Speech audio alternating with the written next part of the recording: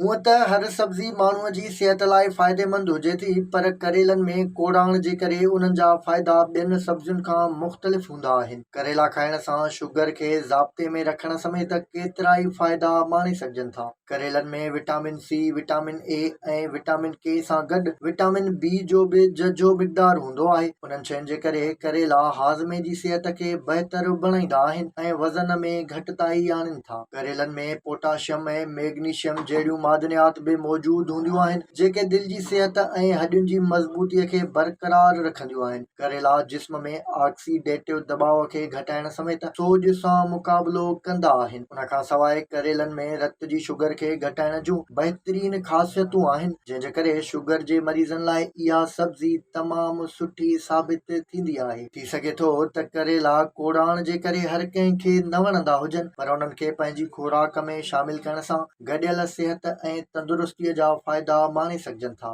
करेला रत में ग्लूकोज़ जी सतह खे घटाइण में मदद ॾींदा आहिनि, जंहिंजे करे इहा शुगर जे मरीज़नि जे लाइ फ़ाइदेमंद सब्ज़ी आहे। करेला एंटीऑक्सीडेंट सां भरपूर हूंदा आहिनि, जंहिंजे करे मूज़ी मर्ज़नि जे ख़तरनि खां बि तहफ़ुज़ मिलंदो आहे। करेलनि में फाइबर जो झझो मिक़दार हाज़मे जी सिहत लाइ बहितरीन आहे ऐं उहे आंडरनि जी गॾियल सिहत जे लाइ पिणु फ़ाइदेमंद आहिनि। उन्हनि में ज़िंक ऐं मुख़्तलिफ़ विटामिन समेत मादनियात जो बि झझो मिक़दार हूंदो आहे, जंहिंजे करे उहे मुदाफ़ियती निज़ाम खे मज़बूत बणाइण में बि मदद ॾींदा आहिनि। विज़िट कयो अवामी आवाज़ मीडिया ग्रुप जी वेबसाइट awamiawaz.pk